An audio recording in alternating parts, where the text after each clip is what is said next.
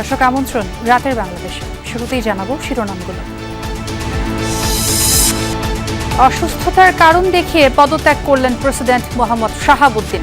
ভারপ্রাপ্ত রাষ্ট্রপতির দায়িত্বে স্পিকার হাফিজউদ্দিন আহমদ। মাফিয়া সরকারের আমলে নির্বাচিত হলেও জনগণের ভোটে যে সরকার নির্বাচিত হয়েছে তার প্রতি তিনি সমর্থন এবং শ্রদ্ধা প্রকাশ করেছেন সবসময়।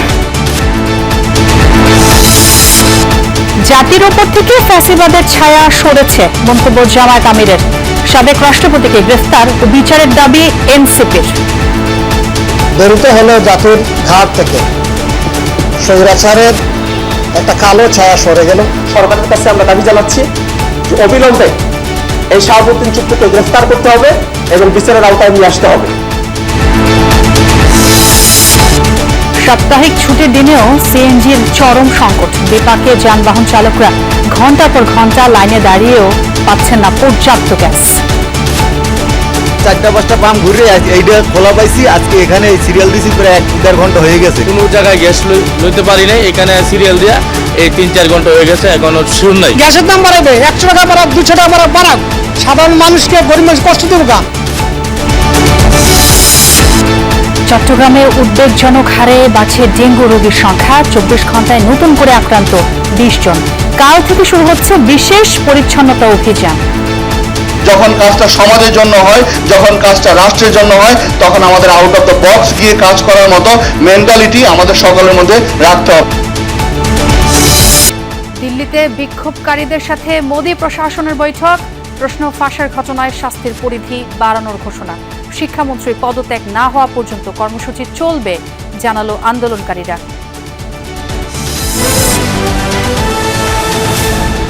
পদত্যাগ করলেন মোহাম্মদ শাহাবুদ্দিন। ভারপ্রাপ্ত রাষ্ট্রপতি হিসেবে দায়িত্ব গ্রহণ করেছেন সংসদের স্পিকার হাফিজউদ্দিন আহমদ বীর বিক্রম। এর আগে বিকেল 5টা 1 মিনিটে সংসদ সচিবালয়ে স্পিকার তার পদত্যাগপত্রটি গ্রহণ করেন।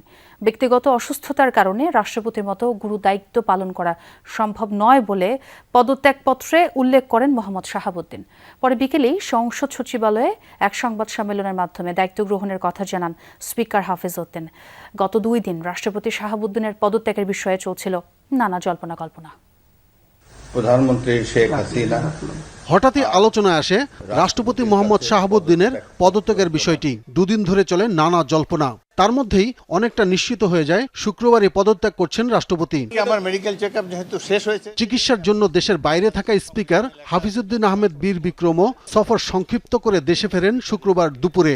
এর কয়েক ঘন্টার মধ্যে বিকেল 4টার দিকেই পদত্যাগ করেন রাষ্ট্রপতি মোহাম্মদ শাহাবুদ্দিন। সেটি সংসদ সচিবালয়ে পৌঁছানোর পর বিকেল 5টা 1 মিনিটে গ্রহণ করেন স্পিকার। পদত্যাগপত্রে নিজের গুরুতর অসুস্থতার কথা উল্লেখ করেন রাষ্ট্রপতি শাহাবুদ্দিন। হৃদরোগ, উচ্চ রক্তচাপ, ডায়াবেটিস ও কিডনি জটিলতায় ভুগছেন জানান তিনি। বাইপাস সার্জারি হয়েছে উল্লেখ করে পদত্যাগপত্রে লেখেন, স্বাস্থ্য পরীক্ষায় অটোমেটিক নিউরোপ্যাথি নামক রোগ শনাক্তের বিষয়টিও। এই রোগের কারণে তিনি মাঝে মাঝে ক্ষণিক অচেতন থাকেন। এসব শারীরিক ও মানসিক অসমর্থতার কারণে রাষ্ট্রপতির মতো গুরুত্বপূর্ণ সাংবিধানিক পদের দায়িত্ব পালন করা তার পক্ষে সম্ভব নয় এবং তার দীর্ঘমেয়াদে চিকিৎসা প্রয়োজন বলেও উল্লেখ করেন রাষ্ট্রপতি তার পদত্যাগপত্রে। এ অবস্থায় সংবিধানের 50-3 অনুচ্ছেদের বিধান অনুযায়ী তিনি রাষ্ট্রপতির পদ হতে পদত্যাগ করেছেন। এরপরেই সংসদ ভবনে জরুরি সংবাদ সম্মেলন করেন স্পিকার হাফিজউদ্দিন আহমদ। তিনি আনুষ্ঠানিকভাবে রাষ্ট্রপতির পদত্যাগের বিষয়টি জানান।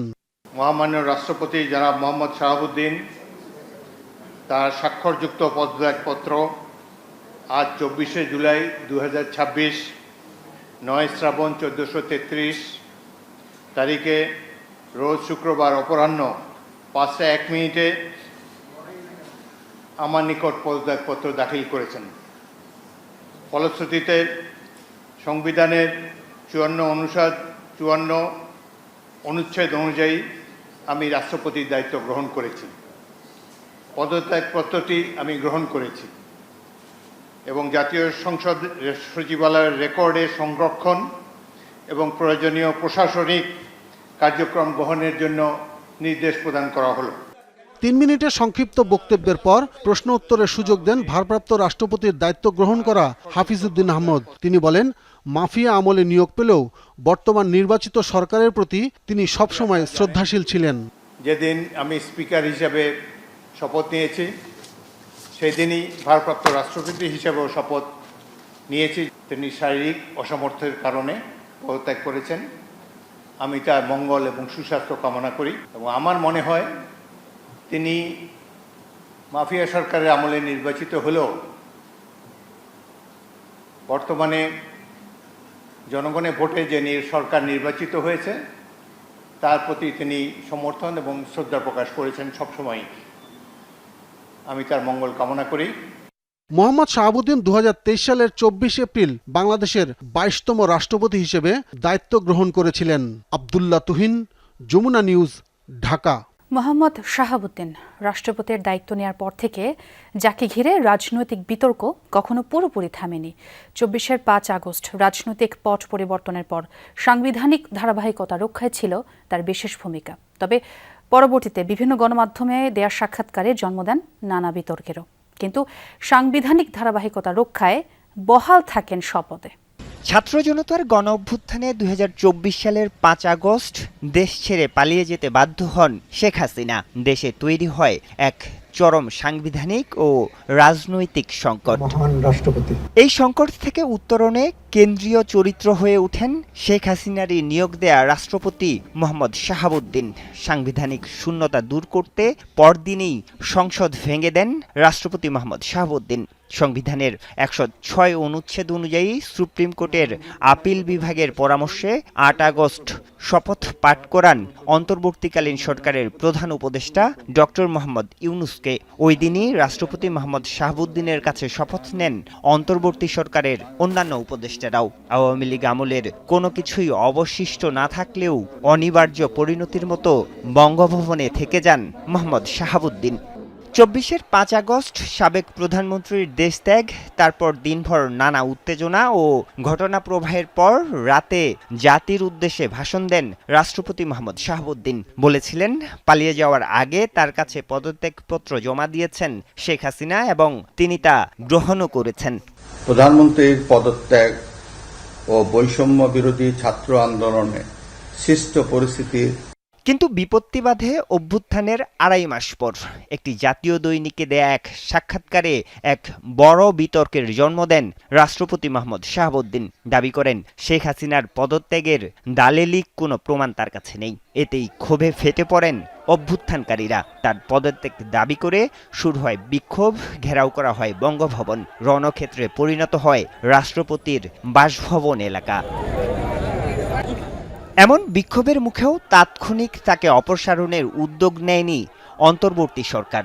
তবে এই বক্তব্যের তীব্র প্রতিক্রিয়া জানিয়েছিলেন তৎকালীন আইন উপদেষ্টা আসিফ নজরুল। রাষ্ট্রপতির বক্তব্যকে মিথ্যাচার বলে আখ্যায়িত করেন তিনি। উনার এই কোনো রকম স্ববিরোধিত কথাবার্তা বলার কোনো রকম স্কোপ নাই।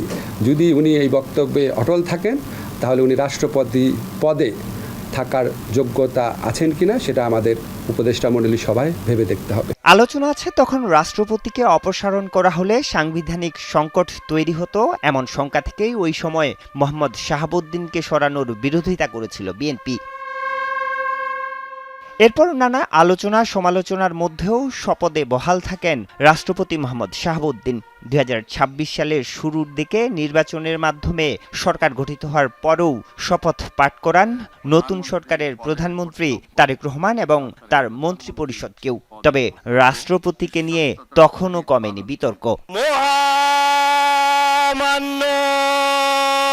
রাষ্ট্রপতি গঠনের পর সংসদীয় রেওয়াজ অনুযায়ী ত্রয়োদশ সংসদের প্রথম অধিবেশনে রাষ্ট্রপতির ভাষণ ঘিরেও সরকার ও বিরোধী দলের মধ্যে তৈরি হয় চরম উত্তেজনা।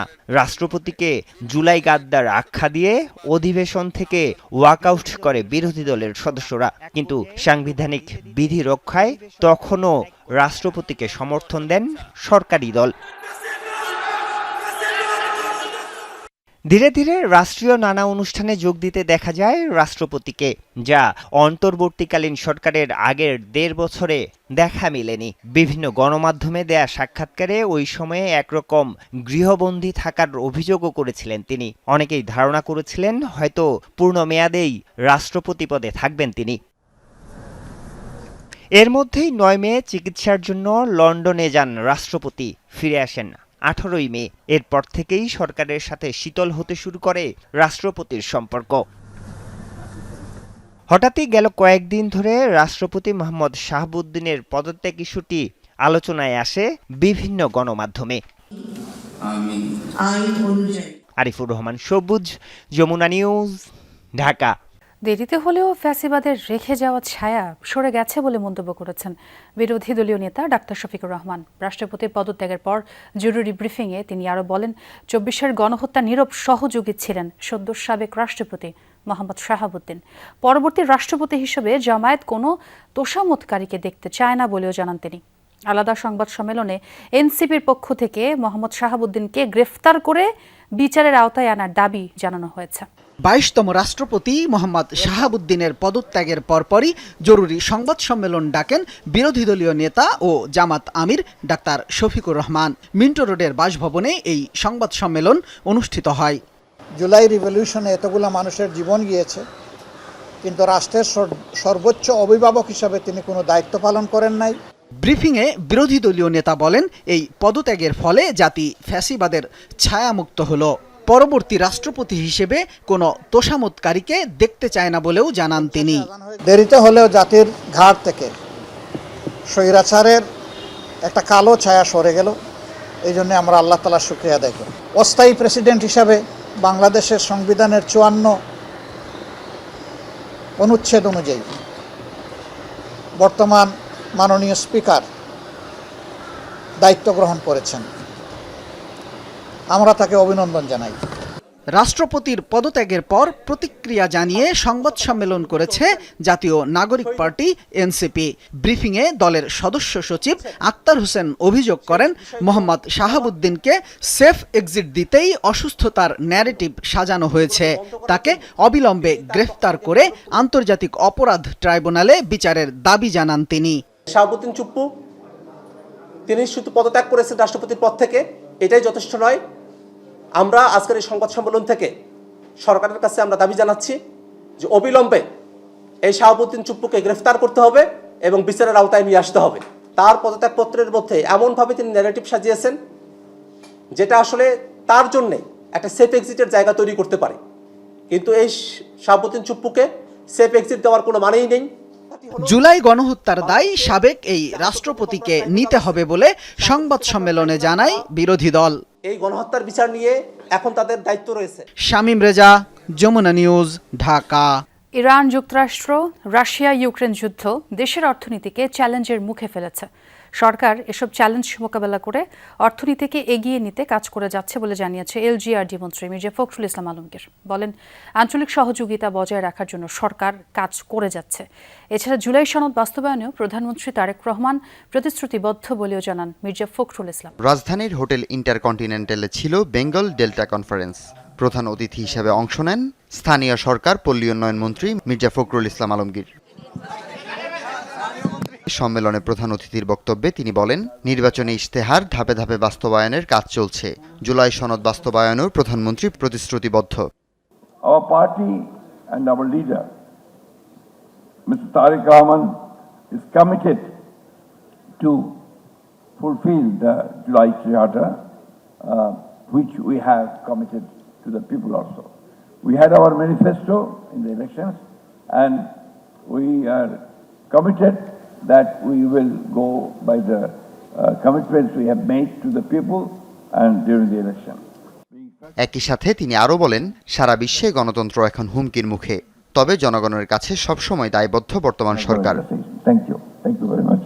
হাসিবুল করিম বিজয়, যমুনা নিউজ, ঢাকা। এলএনজি সরবরাহ ব্যাহত হওয়ায় রাজধানী জুড়ে দেখা দিয়েছে সিএনজি সংকট। ফিলিং স্টেশনগুলোতে ঘন্টার পর ঘন্টা অপেক্ষা করেও মিলছে না পর্যাপ্ত গ্যাস। এতে চরম ভোগান্তিতে পড়েছে সিএনজি চালিত যানবাহনের চালকরা। সংকটের প্রভাব পড়েছে চালকদের আয় রোজগারে। চালকদের অভিযোগ, দীর্ঘ সময় লাইনে দাঁড়িয়ে অল্প গ্যাস নিয়ে ফিরতে হচ্ছে। পাম্প কর্তৃপক্ষ বলছে, গ্যাসের চাপ কম থাকায় চাহিদা অনুযায়ী সরবরাহ সম্ভব না। মহেশখালীর এলএনজি টার্মিনালে যান্ত্রিক ত্রুটি, যার প্রভাবে জাতীয় গ্রিডের গ্যাস সরবরাহ প্রায় অর্ধেকে নেমে এসেছে। ফলাফল, ঢাকা ও আশেপাশের এলাকায় বাসাবাড়ি ও শিল্প সব খাতেই তীব্র সংকট। সাপ্তাহিক ছুটির দিনেও রাজধানীর অধিকাংশ সিএনজি ফিলিং স্টেশনে দেখা যায় যানবাহনের লম্বা সারি। গ্যাস পেতে ঘন্টার পর ঘন্টা অপেক্ষা। অনেক স্টেশনে ঝুলছে গ্যাস নেই সাইনবোর্ড। ক্লান্ত হয়ে অনেকেই ঘুমিয়ে পড়েছেন গাড়ির ভেতরে, কেউ বা আবার গল্প করে কাটাচ্ছেন সময়। এত অপেক্ষার পরও কেউ কেউ ফিরে যাচ্ছেন গ্যাস না পেয়ে। কোনো গ্যাস পাইলাম না, গাড়ির জমা উঠাইতে পারি নাই, তাই গাড়ির জমা দেবো কি দিয়া। কোনো জায়গায় গ্যাস লইতে পারি নাই, এখানে সিরিয়াল দিয়া এই 3-4 ঘন্টা হয়ে গেছে, এখনো শিওর নাই। 50-60 টাকা এক টিপ মারলেই শেষ, আবার সিরিয়াল দেওয়া লাগে। 6:30 আসছি, এখন মতো দাঁড়িয়ে আছি, আর কতক্ষণ দাঁড়িয়ে থাকতে হবে তা বলতে পারি না। গ্যাসের কোনো খবর নাই, প্রেশার নাই, গ্যাস পাই খুব কম। নাস্তা কোনো কিছু খাইনি, 6টা বাজে আইছি ফজরের নামাজ পড়ে, এখন পর্যন্ত গ্যাস পাইছি না। তেল নাই, তেলের দাম বাড়াইছে, অজুহাত শেষ। এখন গ্যাসের দাম বাড়াইবে, 100 টাকা বাড়াক, 200 টাকা বাড়াক, সাধারণ মানুষকে, গরিব মানুষ কষ্ট দেবো গা। চালকরা বলছেন গেল কয়েকদিনের সংকটে আয় রোজগার তলানিতে ঠেকেছে। সংসার চালানো নিয়ে শঙ্কায় তারা। আমাদের বাল বাচ্চা আছে, ফ্যামিলি আছে, ঘর ভাড়া আছে, আর আমরা তো অনেক সংকটে পড়ে গেছি। আমরা যদি সকাল বাজারে টাকা না নিতে পারি, তাই তো বাসায় গেলে বউ পোলাপান বলে যে তুমি সারাদিন তো রাস্তায় ছিলা, তাই বাজারে টাকা নাই, এখন কি খামু। ফিলিং স্টেশন কর্তৃপক্ষ বলছেন গ্যাসের চাপ কম থাকায় চাহিদা মাফিক সরবরাহ সম্ভব হচ্ছে না। সকাল 9:40 পর্যন্ত দিছি, পরে হট করে মেশিন বন্ধ হয়ে গেছে, যা দিয়ে লাইনে গ্যাস নেই, এরপর থেকে বন্ধ। গ্যাস তো গতকাল থেকে সকাল 6-6:30 থেকে গ্যাস থাকে না, আমাদের পাম্পের নাই। লাইনে আমরা মানে গ্যাসের চাপ কম পাইতাছি, তাই বুঝতাছি, তাই ছাড়া কোনো অপশন পাচ্ছি না। গ্যাস সংকট রয়েছে আবাসিকে। সামান্তা আফরিন একজন গৃহিণী। তিনি জানালেন লাইনে জ্বালানি না থাকায় পাল্টে যাচ্ছে জীবনযাত্রা আর দৈনন্দিন রুটিন। আবার নাস্তাটাও করার ওই স্কোপটা থাকে না, একদমই গ্যাস থাকে না। দেখা যায় চুলায় হচ্ছে মানে ম্যাসের কাঠি দিয়ে ধরায়, তারপরে হচ্ছে গ্যাসটা একটু আসে, তাও ওই গ্যাস তো এনাফ না আমার খাবারটা তৈরি করার জন্য। কবে নাগাদ সরবরাহ স্বাভাবিক হবে সুনির্দিষ্টভাবে কেউ তা বলতে না পারলেও আগামীতে গ্যাসের তীব্র সংকটে ভুগতে হবে আশঙ্কা রাজধানীবাসীর। লামিয়া তিথি, যমুনা নিউজ, ঢাকা। রাজধানীর মতিঝিলে একটি বোমা উদ্ধারের পর বিস্ফোরণ ঘটিয়েছে পুলিশের বোম ডিসপোজাল ইউনিট। সন্ধ্যায় মেট্রো রেল স্টেশনের নিচে বোমাটি নিষ্ক্রিয় করা হয়। পুলিশ জানায় বোমাটি আইইডি। মেট্রো স্টেশনে দায়িত্বরত আনসার সদস্যরা জানান 6টার দিকে শাপলা চত্বরের দিকে একটি রথযাত্রা যাচ্ছিল। তখন রথযাত্রার একজন তাদেরকে রাস্তায় একটি ছাতা পড়ে থাকার তথ্য দেয়। তারা ছাতাটি ধরতেই ভেতরে লাল আলো জ্বলতে দেখেন। ছাতাটি সেখানে রেখে পুলিশকে খবর দেন আনসার সদস্যরা। পুলিশ এসে বিষয়টি নিশ্চিত হওয়ার পর সড়ক বন্ধ করে দেয় এবং বোম্ব ডিসপোজাল ইউনিটকে খবর দেয়। পরে বোম্ব ডিসপোজাল ইউনিট এসে 7:50 ও 8:10 দুটি বিস্ফোরণ ঘটায়। রথযাত্রা যাওয়ার আগে আমাদের এদিকে নিচে টহল ডিউটি ছিল, হ্যাঁ আজকে, কিন্তু রথযাত্রা যাওয়ার সময় তো এর আগের থেকে আমরা ডিউটি কোনোদিন ছাতা মাতা দেখি নাই। আমরা রথ যখন যাচ্ছে তখনই হয়তো বা কেউ এই কাজটা করছে হয়তো বা। আসলে দেখলাম যে পুলিশ, তারপর বিভিন্ন যে আইন শৃঙ্খলা বাহিনী আছে ওরা আসলো, ওরা এসে আপনার দেখে বলছে এখানে মানে ছাতার ভিতরে বোম পাওয়া গেছে, তো এইটাই ওরা ব্লাস্ট করলো। তো ছাতা একটা মানুষ এবং এক মহিলার এক জোড়া ওই কম দামি স্যান্ডেল পরে আছে, তো এটা অনেকে ভাবতে পারে যে হুড়াহুড়ি যাচ্ছে লোকজন ছেড়ে যেতে পারে। পরে এক লোক হাতে দিয়েছে, দেখে ওটার মধ্যে লাল বাতি জ্বলছে। তা লাল বাতি জ্বলার পরিপ্রেক্ষিতে এখানে আনসার ভাইরা ছিল, তারা আবার এটাকে সন্দেহ করছে, তা আমরা দেখে সরে গেছি। চট্টগ্রামে আশঙ্কাজনক হারে বাড়ছে ডেঙ্গুর রোগী। গত 24 ঘন্টায় নতুন করে 20 জন আক্রান্ত হওয়ায় চলতি জুলাইয়ে আক্রান্তের সংখ্যা ছাড়িয়েছে 370। চলতি বছর এখন পর্যন্ত ডেঙ্গু শনাক্ত হয়েছে 674 জনের। আক্রান্তদের বড় একটি অংশই আসছেন চট্টগ্রামের বিভিন্ন উপজেলা ও আশপাশের জেলা থেকে। পরিস্থিতি মোকাবেলায় চমেক হাসপাতালে আইসিইউ প্রস্তুত রাখার পাশাপাশি শনিবার থেকে জেলা জুড়ে শুরু হচ্ছে বিশেষ পরিচ্ছন্নতা অভিযান ও জনসচেতনতামূলক কর্মসূচিও। বর্ষা আসতেই চট্টগ্রামে বেড়েছে ডেঙ্গুর প্রকোপ। প্রতিদিনই হাসপাতালে ভর্তি হচ্ছেন নতুন নতুন রোগী, বাড়ছে আক্রান্তের সংখ্যাও। চট্টগ্রামে চলতি মাসের শুরু থেকেই ডেঙ্গু আক্রান্তের সংখ্যা বেড়ে চলেছে। শুধু জুলাই মাসেই আক্রান্ত হয়েছেন 376 জন। আক্রান্তদের অধিকাংশই আসছেন চট্টগ্রামের 15 উপজেলা ও আশপাশের বিভিন্ন জেলা থেকে। তাই সাধারণ জ্বর হলেও অবহেলা না করে দ্রুত পরীক্ষা করানোর পরামর্শ চিকিৎসকদের।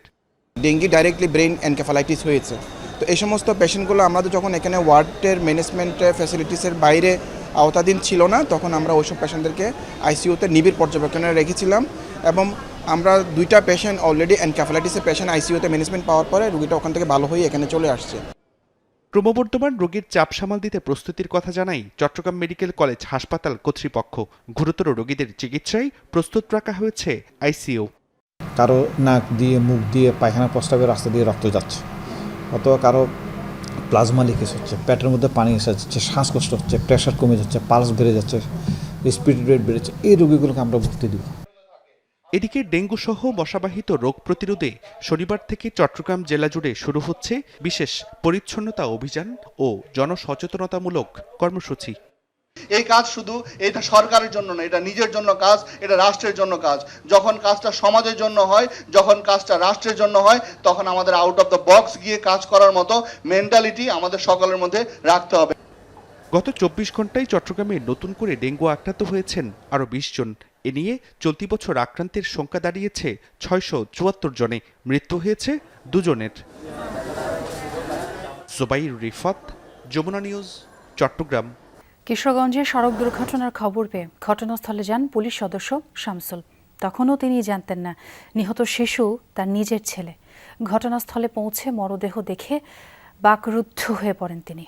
সকালে কিশোরগঞ্জ শহরের জনতা এলাকায় বাসার সামনে সাইকেল চালানোর সময় ৪র্থ শ্রেণীর শিক্ষার্থী তুহিন আলমকে চাপা দেয় সিমেন্ট বোঝা একটি ট্রাক। ঘটনাস্থলেই প্রাণ হারায় তুহিন।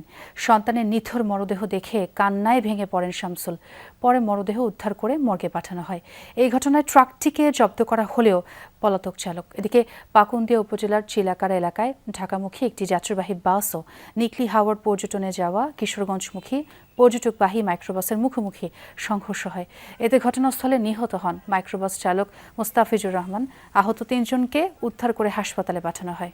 জাতীয় সংসদের স্পিকার অবসরপ্রাপ্ত মেজর হাফিজ উদ্দিন আহমদ ভারপ্রাপ্ত রাষ্ট্রপতি হওয়ায় তার নিজ সংসদীয় আসন ভোলা 3-এ আনন্দ মিছিল করেছে বিএনপি ও সহযোগী সংগঠনের নেতাকর্মীরা। রাতে লালমোহন উপজেলা দলীয় কার্যালয়ের সামনে থেকে মিছিল বের হয়ে লালমোহন চৌরাস্তায় গিয়ে শেষ হয়। এ সময় প্রধানমন্ত্রীকে ধন্যবাদ জানান বক্তারা। বলেন, লালমোহন ও তজিমউদ্দিনের গণমানুষের নেতা হাফিজ উদ্দিন জেলার গর্ব। অবসরপ্রাপ্ত মেজর হাফিজ উদ্দিন আহমদকে অভিনন্দন জানান নেতাকর্মীরা। জুলাই চেতনাকে কাজে লাগিয়ে ক্ষমতায় গেলেও জুলাই সনদ বাস্তবায়ন করেনি সরকার, বলেছেন এনসিপির আহ্বায়ক নাহিদ ইসলাম। বিকেলে নেত্রকোনার খালিয়াজুড়িতে জুলাই পদযাত্রা কর্মসূচিতে অংশ নেন তিনি। পথসভায় নাহিদ ইসলাম বলেন, নিজেরা হ্যাঁ না ভোট দিয়েও গণভোটকে অস্বীকার করেছে বর্তমান সরকার। পরে নাহিদ ইসলাম বলেন, এনসিপি চাইবে সরকার যেন হাওড় অঞ্চলের অবহেলিত মানুষের জন্য বিশেষ বরাদ্দ রাখে। পথসভায় এনসিপির কেন্দ্রীয় ও স্থানীয় নেতাকর্মীরা উপস্থিত ছিলেন। গণভোটকে তারা অস্বীকার করলো, তারা মেজরিটি পেয়ে তাদের ক্ষমতায় যাওয়াটা সঠিক মনে করলো, কিন্তু যেই মেজরিটি, যেই সংখ্যাগরিষ্ঠ গণভোটের রায় দিল পক্ষে, তারা সেটাকে অস্বীকার করলো। উৎপাদনমুখী দেশ করার পরিবর্তে কার্ডের নামে বাড়িতে বাড়িতে বেকারত্বকে উৎসাহ করা হচ্ছে, আর এমন মন্তব্য করেছেন এনসিপির দক্ষিণ অঞ্চলের মুখ্য সংগঠক হাসনাত আব্দুল্লাহ। বিকেলে যশোরের অভয়নগর পুরাতন বাসস্ট্যান্ড এলাকায় দলীয় পথসভায় এই মন্তব্যই করেন তিনি।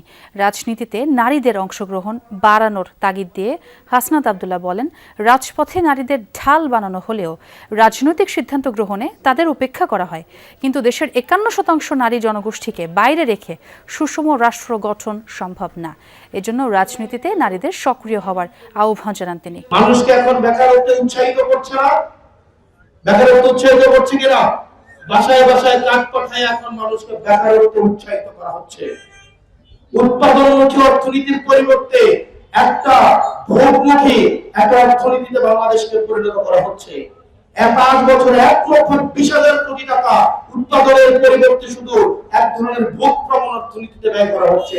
নাম দিয়েছে সেটার ফ্যামিলি কার্ড। সাতক্ষীরা 4 আসনের এমপি গাজী নজরুল ইসলামের অপসারণের দাবিতে তৃতীয় দিনের মতো শ্যামনগরে বিক্ষোভ সমাবেশ হয়েছে। দুপুরে উপজেলার বুড়িগোয়ালিনী ইউনিয়নের কলবাড়ি বাজারে সচেতন নাগরিক সমাজের ব্যানারে বিক্ষোভ মিছিল হয়। কর্মসূচিতে বক্তারা বলেন, শ্যামনগরের মানুষ গাজী নজরুলকে এমপি হিসেবে দেখতে চায় না। অনৈতিক কর্মকাণ্ডের কারণে তাকে শুধু দল থেকে বহিষ্কার নয়, সংসদ সদস্য পদ থেকে অপসারণ এবং শাস্তির দাবি জানান বিক্ষোভকারীরা। মার্কিন নতুন শুল্ক আরোপে বাণিজ্য পরিস্থিতির কোনো পরিবর্তন ঘটবে না, এমনটাই বলেছেন বাণিজ্যমন্ত্রী খন্দকার আব্দুল মুক্তাদির। দুপুরে সিলেটের লাক্কাতুরায় দিনব্যাপী ফ্রি মেডিকেল ক্যাম্প, পরিবার পরিকল্পনা ও শিশু সেবা ক্যাম্পের উদ্বোধন করেন তিনি। এ সময় মন্ত্রী বলেন, মার্কিন যুক্তরাষ্ট্রের আগে যে শুল্ক নীতি ছিল তাদের আইন অনুসারে সময় অতিক্রম করায় নতুন করে একই মাত্রার শুল্ক থাকবে, তবে ভিন্ন নামে। তিনি আরও বলেন, গত কয়েক সপ্তাহ ধরে দেশে জ্বালানির দাম কম ছিল, নতুন করে দাম বাড়ানোর পরিকল্পনা নেই সরকারের। প্রকৃতপক্ষে শুল্ক পরিস্থিতির কোনো পরিবর্তন ঘটে নাই। এর আগে যেটা শুল্ক ধার্য করেছিল মার্কিন যুক্তরাষ্ট্র, সেটির তাদের আইন অনুসারে এটি 150 দিনের মাথায় উত্তীর্ণ হয়ে যায়। নতুন ঘোষিত একই মাত্রার শুল্ক সেটির স্থান নেবে। সো এটা একটা অ্যাকচুয়ালি রিপ্লেসমেন্ট, নতুন করে আর কোনো শুল্ক ধার্য হচ্ছে না। রথে চড়ে বাড়ি ফিরেছেন জগন্নাথ দেব, সেই সাথে আবারও আসীন হয়েছেন ভক্তের হৃদয়ে। বিশ্বাসের এই যাত্রা শান্তি, মঙ্গল আর আনন্দময়। উল্টো রথযাত্রা শেখায় রথের চাকার মতোই প্রবাহমান কালস্রোত। ভক্তদের প্রার্থনা সব অন্ধকার পেরিয়ে জীবনের রথ এগিয়ে যাক মানবতার পথে।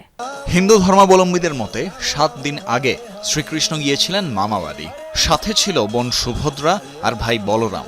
রথে চড়ে তার বাড়ি ফেরাকে ঘিরেই উল্টো রথ উৎসব।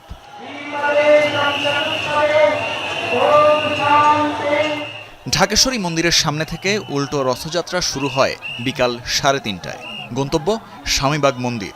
বিশাল কাঠের রথে 3 দেবতার বিগ্রহ নিয়ে যাত্রা শুরু করেন সনাতন ধর্মাবলম্বীরা। যে পথ দিয়ে এসেছিল রথ, সেই একই পথে রথের রশি টেনে এগিয়ে যান ভক্তরা। কীর্তন, নৃত্য ও গীত, ভক্তদের মাঝে প্রসাদ বিতরণ, এমন নানা অনুষঙ্গে চলে উল্টো রথযাত্রা। ভগবান আমাদের সাথে রাজপথে বের হয়েছে, বছরে একবার আমাদের সাথে রাজপথে বের হয়, কিন্তু একটু মন খারাপ যেহেতু আবার 1 বছর অপেক্ষা করতে হবে এই রথের জন্য। ভগবান স্বয়ং মাঠে নেমে আসে, আমরা সেখানে দর্শন করতে পারছি, আমাদের জন্য সৌভাগ্য। হাতে হাত লাগিয়ে রথ টানায় অংশ নেন সব বয়সী মানুষ। পথে গড় প্রণাম করে ভক্তি প্রকাশ করেন অনেকে। হীন তাদের সকলকে ভগবান জগন্নাথের আজকেও সেই সমপরিমাণ কৃপা করবেন। আনানোর সময় ভালো খুশি মনে আনছি, নেওয়ানোর সময় খুব কষ্ট হইতেছে, আবার বছর পর একবার পামু। যাত্রার আগে ঢাকেশ্বরী মন্দিরে আলোচনায় যোগ দেন সনাতন ধর্মগুরু ও বিশিষ্ট ব্যক্তিরা। বলেন, ধর্মের নামে যারা দেশকে বিভক্ত করতে চায় তারা জাতির শত্রু। মানুষের ধর্ম বিশ্বাসকে পুঁজি করে সমাজকে বিভক্ত করা, সেই বিভক্ত সমাজে গণতন্ত্রের নামে, নির্বাচনের নামে একটা ফয়দা লুটার চেষ্টা করা হয়। অশুভ লক্ষ্য চরিতার্থ করার জন্য যেন পুঁজি করতে না পারে। বাংলাদেশ সকল সম্প্রদায়ের দেশ। কেউ সাম্প্রদায়িক সম্প্রীতি যারা নষ্ট করতে চায় তারা বাংলাদেশের সার্বভৌমত্বে বিশ্বাস করে না। বাদ্যবাজনার তালে নাচ আর সুরে সুরে উল্টো রথযাত্রায় অংশ নেয়া ভক্ত অনুরাগীরা দেশ ও জাতির কল্যাণ কামনা করেন। তানভীর মৌসুম, যমুনা নিউজ, ঢাকা। প্রজন্মের পর প্রজন্ম সুরের ইন্দ্রজালে আচ্ছন্ন করে রেখেছেন কিংবদন্তি সঙ্গীত শিল্পী রুনা লায়লা। ৬২ বছরের সঙ্গীত জীবনে তার অর্জন ও অবদানের স্বীকৃতিস্বরূপ পেয়েছেন অসংখ্য পুরস্কার। এবার এই শিল্পীকে বিশেষ সম্মাননা জানালো সংস্কৃতি মন্ত্রণালয়। বাংলাদেশ শিল্পকলা একাডেমিতে একক সঙ্গীত সন্ধ্যা উপভোগ করলেন শ্রোতা ভক্তরা। এই আয়োজন থেকে সংগৃহীত অর্থ যাবে চট্টগ্রামের বন্যার্তদের সহায়তায়।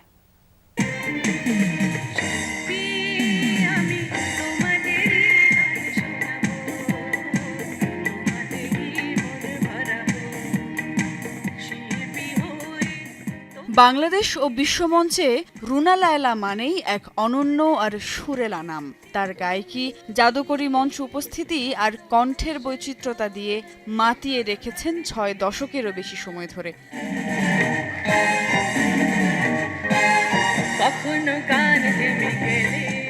শুক্রবার সন্ধ্যায় শিল্পকলা একাডেমিতে তার একক পরিবেশনায় আরও একবার মোহিত হলেন শ্রোতারা।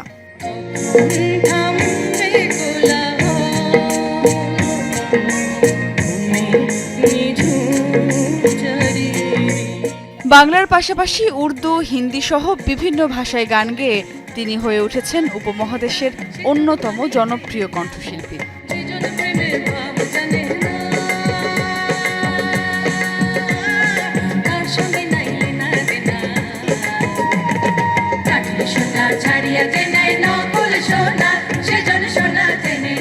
প্রজন্মের পর প্রজন্ম ধরে চলচ্চিত্রের গানে যেমন তার রাজত্ব, তেমনি আধুনিক গজল, লোকগানে সমান স্বচ্ছন্দ কিংবদন্তি এই শিল্পী।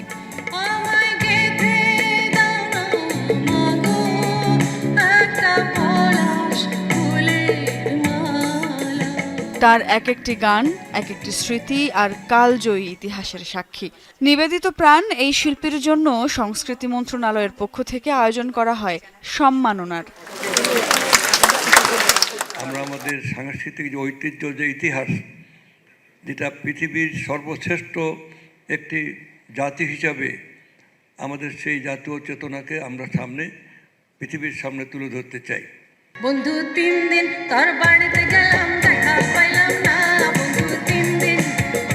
৬২ বছরের সুরযাত্রায় 18টি ভাষায় 10,000-এর বেশি গান গেয়েছেন রুনা লায়লা। তার এই একাগ্রতা এবং নিবেদনই তাকে করে তুলেছে সঙ্গীত জগতের অমর সম্রাজ্ঞী।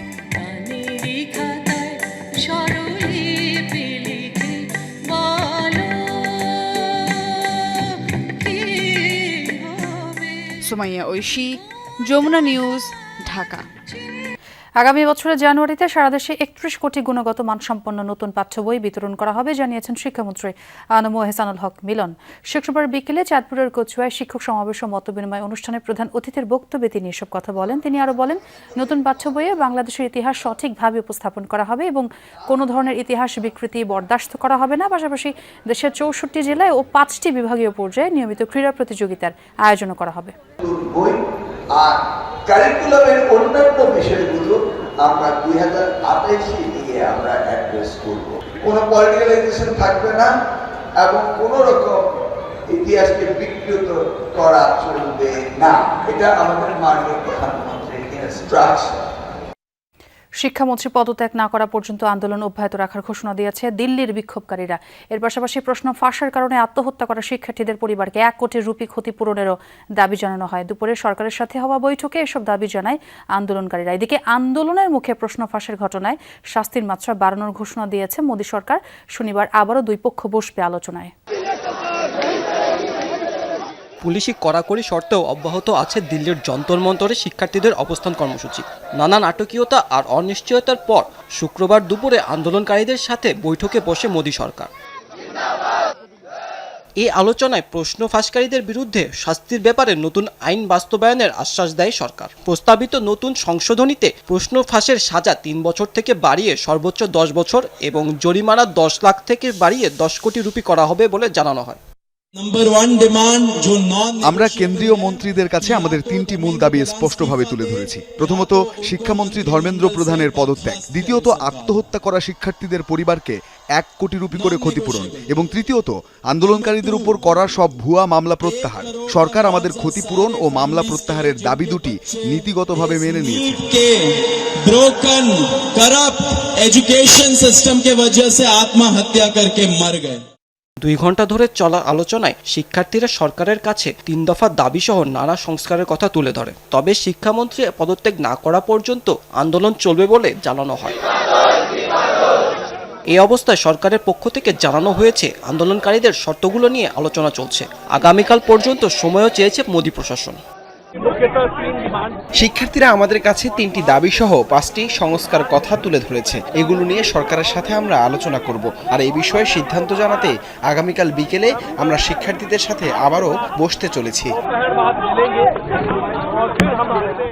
এর আগে শিক্ষার্থীদের সকল দাবি মেনে নেওয়ার শর্তে বৃহস্পতিবার মাঝরাতে 26 দিনের চলা অনশন ভাঙেন সোনাম ওয়াংচুক। বরখাস্ত করা হয় শিক্ষা সচিবকেও। রাতে আন্দোলনকারীদের উদ্দেশ্যে ভাষণ দেন প্রধানমন্ত্রী নরেন্দ্র মোদী। মাহমুদ সাকিব, যমুনা নিউজ। দর্শক, এই ছিল রাতের বাংলাদেশে। এতক্ষণ সাথে থাকার জন্য ধন্যবাদ।